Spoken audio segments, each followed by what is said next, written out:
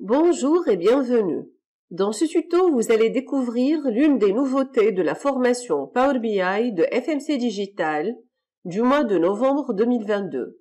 C'est la suggestion des mesures rapides. Pour rappel, les mesures rapides sont une fonctionnalité ajoutée à Power BI il y a quelques années, permettant d'effectuer rapidement et facilement des calculs courants et puissants sans avoir à écrire des commandes DAX. En effet, celles-ci sont automatiquement créées et exécutées en arrière-plan en glissant tout simplement les champs à utiliser pour le calcul.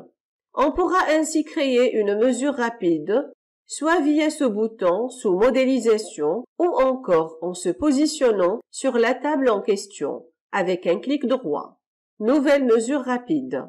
Ici, nous avons les différents modèles de calcul disponibles tels que la moyenne par catégorie, le cumul annuel à ce jour, le résultat cumulé, l'addition, la division, etc. Il suffit de choisir l'un de ces modèles et d'y glisser les champs en question à partir de cette liste. La suggestion est une nouvelle option dans la création des mesures.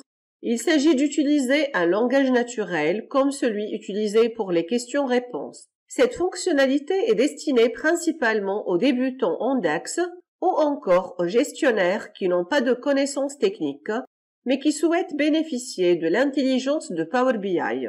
À travers cette vidéo, je vous montre comment créer ce rapport sans écrire aucune ligne DAX.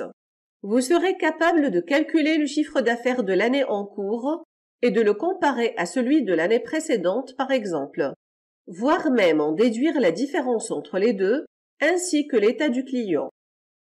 Vous serez ainsi au fait s'il s'agit d'un client en perte ou en croissance de vitesse. Vous allez également calculer le top 1 article, ainsi que les chiffres d'affaires réalisés pour celui-ci, etc.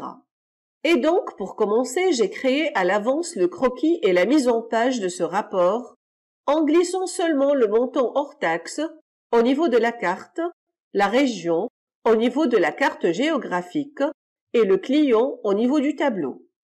Notez que cette fonctionnalité est encore en version de test.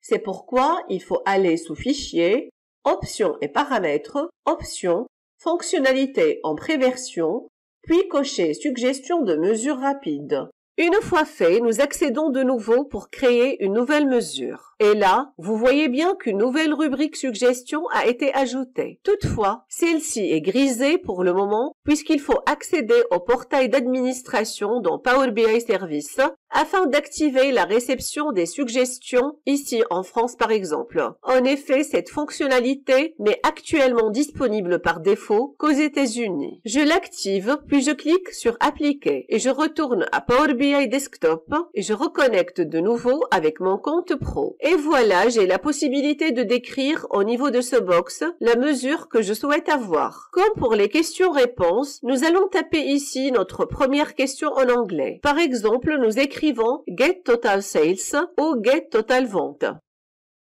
Une fois que je clique sur Générer, Power BI me propose donc une formule DAX permettant de calculer mon chiffre d'affaires. Je décoche le filtre année au niveau de mon rapport et voilà, c'est la même valeur qui s'affiche sur la carte ainsi qu'au niveau de la proposition. C'est simplement la somme du montant hors taxe de toutes les lignes de ma base de données. Par contre là, pour que Power BI puisse déduire les chiffres d'affaires, il faut s'assurer qu'on a bien paramétré les synonymes au niveau de la configuration des questions et réponses. Dans notre cas, je les ai ajoutés pour le champ montant hors taxe. Je clique sur Ajouter et voilà, une nouvelle mesure est automatiquement créée. Je modifie le nom en chiffre d'affaires et je la glisse au niveau de mon tableau pour avoir le chiffre d'affaires réalisé par chacun de mes clients. Je la glisse également au niveau de la carte de la France pour obtenir une projection des ventes avec un indice couleur. En effet, la valeur la plus foncée présente le chiffre d'affaires le plus élevé. Notez bien qu'il est possible d'écrire « Show me sum of sales » pour avoir le même résultat. Je peux également ajouter des filtres à mon expression en écrivant Sales of Pound and Tiffany, par exemple, et là, il me propose plusieurs colonnes où chercher ce filtre. Dans notre cas, ça sera le nom du représentant. En cliquant sur Générer, Power BI me suggère deux formules. La première renvoie correctement ce qui est souhaité. En filtrant, j'aurai 2,11 millions comme au niveau du rapport. Par contre, cette deuxième proposition ne correspond pas à mon besoin puisqu'elle se base sur l'intitulé client. Comme vous l'avez remarqué, vous devez toujours vous assurer que les suggestions correspondent à ce que nous recherchons puisqu'elles peuvent être erronées. Testons maintenant quelques fonctions de Time Intelligence et je vais commencer par le calcul du chiffre d'affaires de la même période de l'année précédente. Pour ce faire, j'écris tout simplement chiffre d'affaires same period last year et je tape générer. Là, Power BI a utilisé la mesure chiffre d'affaires qu'on vient de créer en filtrant la table date et en utilisant la fonction de Time Intelligence Same Period Last Year. Je clique sur Ajouter, je change le nom de la mesure et je la glisse au niveau de mon tableau. Mais là, en changeant de filtre sur l'année 2021 par exemple, je remarque que les valeurs retournées sont fausses. En effet, cela est dû à l'expression date.date au niveau du filtre qui fonctionne seulement si le segment est sous la forme d'une plage de date. De ce fait, je vais tout simplement supprimer le point date et voilà, maintenant, c'est bien le chiffre d'affaires de l'année précédente qui est affiché au niveau des lignes. Je l'insère aussi dans une carte ici. Et je change le titre en chiffre d'affaires N-1. Essayons maintenant quelques autres exemples. Je peux écrire chiffre d'affaires previous month pour retourner les ventes du mois précédent. Cela va générer une expression DAX en utilisant la fonction DATEAD. Vous pouvez savoir plus sur cette fonction en consultant la vidéo correspondante dans la série des vidéos DAX sur notre chaîne YouTube. Je peux également générer les ventes à ce jour en écrivant YTD ventes. De la même façon, j'ajoute la mesure et je l'introduis dans mon tableau. Bien évidemment, il faut faire attention à l'expression date.date.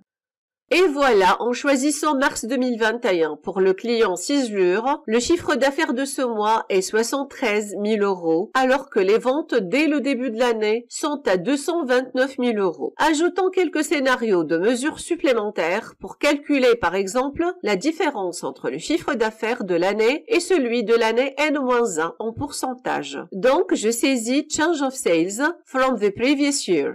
Et voilà la mesure d'axe correspondante. Je l'ajoute à mon modèle, puis je la glisse au niveau du tableau et je lui change le type en pourcentage.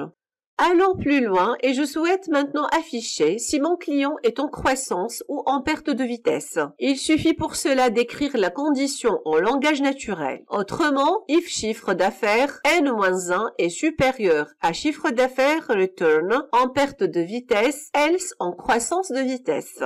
Ainsi, vous pouvez écrire n'importe quelle condition if selected value for product is blank pour dire si le champ article est vide ou encore if chiffre d'affaires is greater than 0 pour avoir seulement les lignes où le chiffre d'affaires est supérieur à 0, etc. Un autre type de calcul supporté par cette fonctionnalité, c'est celui du nombre d'enregistrements d'une table ou d'une colonne. Saisissons par exemple number of clients, cela va retourner 3 mesures possibles qui n'ont pas la même valeur. Au niveau de la première proposition, on va avoir le nombre total des clients au niveau de la base, quel que soit le filtre, puisqu'on est en train de compter les lignes de la table client. On retrouve le même résultat au niveau de la troisième formule. Il s'agit de count rows de la table client. Je vais ajouter cette mesure et je vais l'appeler nombre total des clients.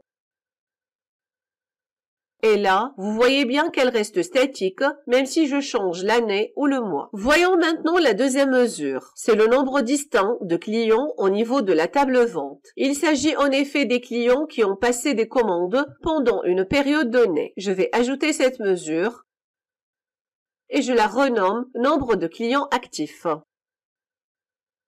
Je la glisse dans une carte en changeant le titre.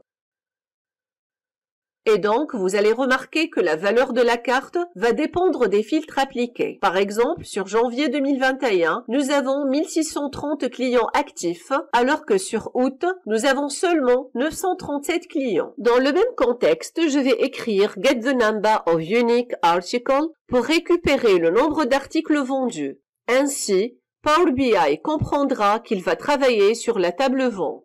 Je valide la mesure et je la glisse au niveau de ma table afin d'obtenir le nombre d'articles vendus pour chacun des clients, bien évidemment en fonction des filtres appliqués. Passons par la suite aux fonctions un peu plus complexes. Je souhaite cette fois-ci afficher le top 1 client selon le chiffre d'affaires, c'est-à-dire le client qui a réalisé le chiffre d'affaires le plus élevé. J'écris donc top 1 client by sales et Power BI m'affiche le client 6793 comme résultat avec le code DAX derrière. Nous voyons ici les fonctions rankX, topN, concatenX, etc. Je vérifie le résultat en triant ma table en fonction de la colonne chiffre d'affaires. Et voilà, il correspond parfaitement à ce que j'ai ici. Il s'agit bien du client ciselure. Maintenant, je vais remplacer client par article afin de récupérer le top 1 article. Je valide la mesure. Et là, je vois bien qu'elle retourne une erreur, tandis qu'elle est fonctionnelle au niveau de la suggestion. Il s'agit d'une erreur de syntaxe qui se rapporte à la fonction rankX. Voilà ces paramètres affichés à l'écran. Il faudra donc ajouter un autre paramètre vide, ici, avant l'ordre ascendant, et supprimer la virgule après. Une fois validé, je vais l'insérer dans une nouvelle carte que je nomme Top 1 article. Comme dernier exemple, nous allons demander à calculer le chiffre d'affaires relatif au top 1 article. Et voilà la mesure correspondante. En l'insérant dans une carte, je vois bien que pour l'article 033 IB, le chiffre d'affaires est 401 000 pour l'année 2021. Sachez bien que les mesures rapides ne remplacent pas le langage DAX. Certes, elles peuvent aider à aller plus vite dans certains cas, mais la maîtrise du DAX reste indispensable pour développer des reportings impactants. Finalement, vous trouvez dans la zone description de cette vidéo la liste complète des fonctionnalités proposées par FMC pour novembre 2022. Et j'espère que ce tuto vous a donné envie de suivre nos vidéos et de vous inscrire à l'une de nos prochaines formations.